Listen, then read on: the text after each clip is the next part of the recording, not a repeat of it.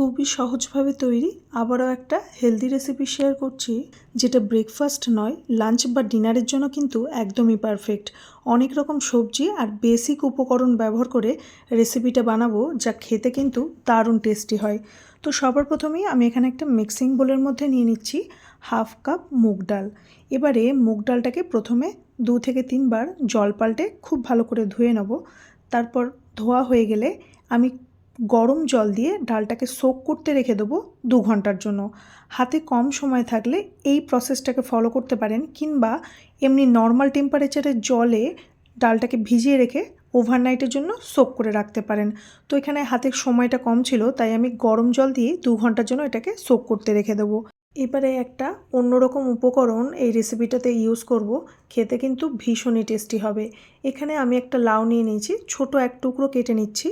প্রথমে লাউটাকে খুব ভালো করে ধুয়ে নিয়েছিলাম, তারপরে শুকনো করে মুছে লাউয়ের খোসাটাকে খুব ভালো করে ছাড়িয়ে নিয়ে ছোট টুকরো করে কেটে গ্রেটারের সাহায্যে খুব ভালো করে গ্রেট করে নেব। এটা কিন্তু পেস্ট করলে হবে না বা ছোট টুকরো করলে হবে না, এটাকে কিন্তু গ্রেট করেই এই রেসিপিতে ব্যবহার করতে হবে। তো এই দেখুন গ্রেট করে নিয়েছি। এবারে ডালটাকে চেক করে নিই, মোটামুটি 2 ঘন্টা পর ফিরে আসছি।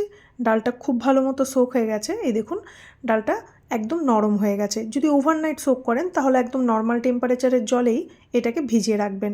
এবারে ডালের জলটাকে ফেলে দিয়ে একটা মিক্সিং জারের মধ্যে ডালটাকে অ্যাড করে দিচ্ছি। এবারে এর মধ্যে দিয়ে দিলাম 1 টেবিল চামচ মতো টক দই, একটু আদা আর স্বাদ মতো কাঁচা লঙ্কা। চাইলে আদাটাকে স্কিপ করতে পারেন। এবারে এর একটা পেস্ট তৈরি করে নেব। যদি প্রয়োজন হয় সামান্য জলও এই পর্যায়ে অ্যাড করতে পারেন। এবারে যে গ্রেট করা লাউটা ছিল সেটাকে এর মধ্যে অ্যাড করে দেবো।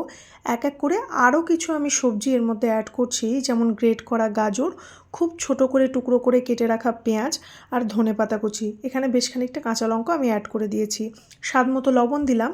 এবারে খুব ভালো করে সমস্ত কিছুকে মিক্স করে নিতে হবে। সবজিটা একেবারেই অপশনাল, চাইলে স্কিপ করতে পারেন বা আপনাদের পছন্দ অনুযায়ী সবজিও এখানে অ্যাড করতে পারেন। এবারে এটাকে ইনস্ট্যান্ট তৈরি করব, তাই এখানে হাফ টিস্পুন বেকিং সোডা আর সামান্য জল দিয়ে খুব ভালো করে হালকা হাতে মিক্স করে নেব। বেকিং সোডার বদলে ইনো ফ্রুট সল্টটাকেও কিন্তু ব্যবহার করা যেতে পারে। এবারে আমি একটা ফ্রাই প্যানের মধ্যে সামান্য ঘি ব্রাশ করে নিচ্ছি। ফ্রাই প্যানটা গরম হয়ে গেলে ব্যাটারটা অ্যাড করে দেবো, খুব ভালো করে ছড়িয়ে নিচ্ছি। এবারে ঢাকা দিয়ে কিন্তু লো ফ্লেমে 3 থেকে 4 মিনিট মতো রান্না করে নিতে হবে। এই পর্যায়ে দেখুন প্রায় 3 থেকে 4 মিনিট পর ওপর দিয়ে সামান্য ঘি আমি অ্যাড করে দিচ্ছি। এবারে এটাকে আমি উল্টে দেবো। এবারে ওপর পিঠটাও খুব ভালো মতো ভাজতে হবে, সেজন্য আবারও ঢাকা দিয়ে লো ফ্লেমে আরও 2 থেকে 3 মিনিট মতো রান্না করে নিতে হবে। তো দু পিঠই খুব ভালো মতো ভেজে নিতে হবে। এটাকে মুগ ডালের চিলা বা মুংলেটও বলা হয়। বিভিন্ন রকম সবজি দিয়ে এই রেসিপিটা তৈরি করা হয়, তাই জন্য এটা টেস্টির সাথে সাথে কিন্তু ভীষণই হেলদি। এবারে এটাকে পছন্দ অনুযায়ী শেপে কাট করে নিলে কিন্তু একদম তৈরি হয়ে যাবে। লাঞ্চ বা ডিনার বা ব্রেকফাস্টে কিন্তু এই রেসিপিটা একবার ট্রাই করা যেতে পারে। এটা শুধু মুখে খেতেও কিন্তু ভীষণ ভালো লাগে। আমি আজকে টমেটো সস আর টক দই রায়তার সাথে সার্ভ করেছি। চাইলে অন্য যে কোনো চাটনির সাথেও এটাকে সার্ভ করা যেতে পারে। তো এই রেসিপি থেকে যদি কেউ বানিয়ে থাকেন অবশ্যই জানিয়ে